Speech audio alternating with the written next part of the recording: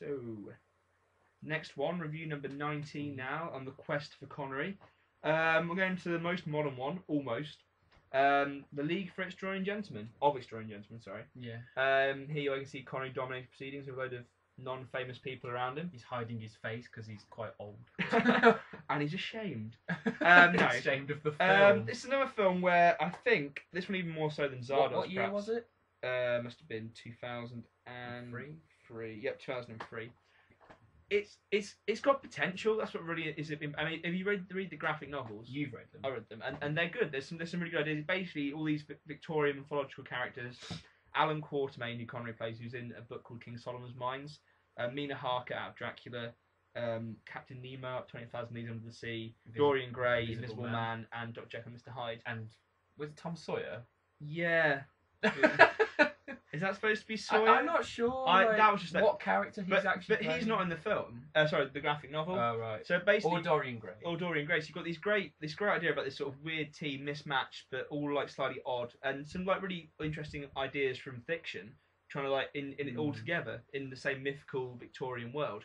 And they've got a few like, and actually Connery should have loved it because the books have like sort of a few jokes about Bond, because like the guy Bond in the books is actually a bit of a douche. He's really big and fat.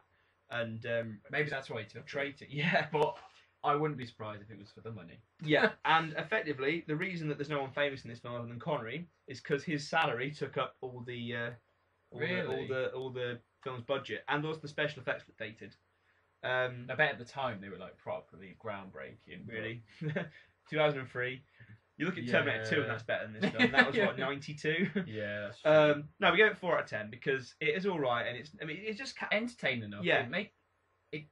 From what I remember, it does make sense. Yeah.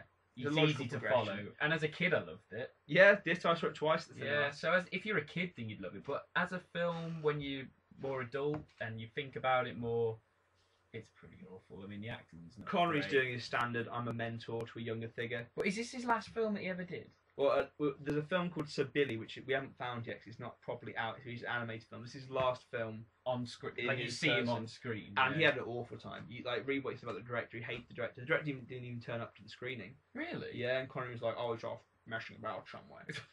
that's where the expletives removed because you know Connery is angry, hit him with a golf club. But it's just no. It's just. Oh, he's the director of Blade. That's it. Is it? Yeah, I think so. Ah, great. Yeah, director of Blade. Well, not Blade 2. Well, I think the kind of... Jonathan Ross has reviewed this, and he says, great fun, a splendid romp. Okay, fair enough, right? It's a bit of fun. But at the end of the day, it's forgettable fun. Yep. It's not the greatest. No one's doing anything special with the acting. No. And it comes to a very sort of average conclusion. There's an alright fight scene at the end. The best bit is when... Connery shoots a guy called M in the back, and it's just like, oh, Bond in joke. It's just not as good as it could have been. The fight scenes could have been more exciting. The characters could have been better with perhaps some better actors, and still sound harsh. They need more balls as well. Like in the graphic novels, are very graphic. Yeah. And like we said, we loved it as kids, but maybe if it was more adult, it would have been a lot better. Well, I was going to say it's putting it out there. It wasn't Connery. Do you know what I mean? Yeah. Someone who was cheaper. You know, if you look at the book, I'd say perhaps John Hurt. He's like thin. I mean, and also like the one example, then we'll finish. In the book, Quatermain, Connery's character, is addicted to opium, and he's like really wasted and all that sort of thing. In this one, nothing at all. It's nothing that bad. It's a 12 just. He's pretty bland, isn't he? Yeah, character really is. I'd say the most interesting character might be Dr. Jekyll and Mr. Hyde. Yeah, but you miss all the struggle which is in the books about him like, between these two characters. Yeah. So yeah, 4 out of 10. Show it to your kids and watch it while sleeping, dozing. Yeah. Bye-bye. Bye.